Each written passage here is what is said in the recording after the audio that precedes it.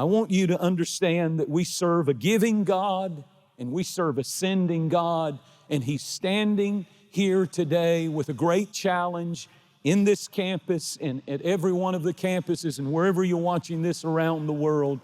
Jesus is saying today, handle me and see. Handle me again and see, because my hands have things that I still want to give you.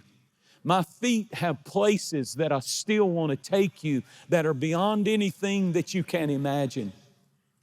How many of you have been given things by the hand of God that you never dreamed that you would give? If you were to be honest, you would have to say, God's nail-scarred hands have provided things in my life that were not even in my wildest dreams or imaginations. Let me hear some noise right now if you know that's the truth. And how many of you have had God show you His feet and take you further than you ever were supposed to go, ever was it predicted you would go? You've gone to places that only God could have got you there. Only God could have opened that door, because that's the kind of God He is. He's saying, I want you to handle me and I want you to see. He gives this amazing challenge and invite. And He says, come afresh and anew. Just when you think that you've seen it all, just when you think that you've experienced it all, will you hunger again? Will you thirst again? Will you look at my hands and see I'm not through giving to you? It's not over. I haven't peaked out. I haven't hit the end of what I'm going to do for you just because you've reached some mountain tops in your life. But look at my hands again and handle me and see. It's time to handle prayer again. It's time to handle worship again. Handle faith again. Handle His word again. Handle me and see what I will do. You see, the only way that we can accept the challenge that Jesus offers us is He stands here. See it in your mind, in your eye of faith this morning. The Master standing here saying, look at my hands. I have things that you can't even imagine. I have things that I want to give you and I want to bless you and your family with. My hand is a blessing hand, and you've not seen the best yet. What I'm preaching today is you've not seen God's best yet. You've not seen what He could really do. Just when you think He's done it all, they thought it was over, and He appeared suddenly and gave them this great challenge. Handle me and see. Handle prayer. Handle worship. Handle hunger and thirst for me. And handle this thing called faith again, and believe and risk again that I can do something even greater in this season in your life. Look at my hands and see what I can give you. Look at my feet and know that I have new opportunities and new places that I want to take you to that are beyond anything you thought you were capable of going or doing. The only problem is it's dependent upon us conquering complacency and mastering mediocrity and being loose from lukewarmness.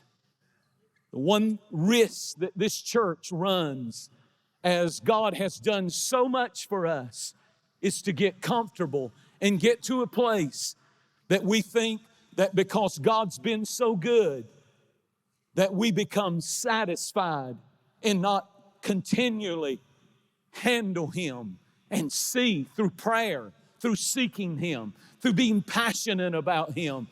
See His hands again and know there's more He wants to give us. And see His feet again and know that there's more places He wants to take us and carry the message of the cross too. Never settle for good when you know God has the best. We must not be lethargic. We must not ever cease from handling Him and it becoming more than just going to church now that we've got our lives straightened out. Revelation chapter 3, He warns that the end-time church would have a curse on them. And this is what it sounds like. They will say, I am rich and increase with goods and have need of nothing. But that's not going to be this church. We're going to continually handle Him and see. We're going to look at his hands and see he still has good things that he wants to give us and our children and our children's children. And we're going to look at his feet and realize that when I put my hands in my life in God's hands, he can take me anywhere. He can open doors no man can shut. He can cause you to go into places that will make you scratch your head and say, how in the world did this happen to me, and did I get here? Handle me and see. Blind Bartimaeus would have stayed blind for the rest of his life. He was called Blind Bartimaeus because he was named by his hang-up and his handicap. Challenges are not supposed to become your calling card.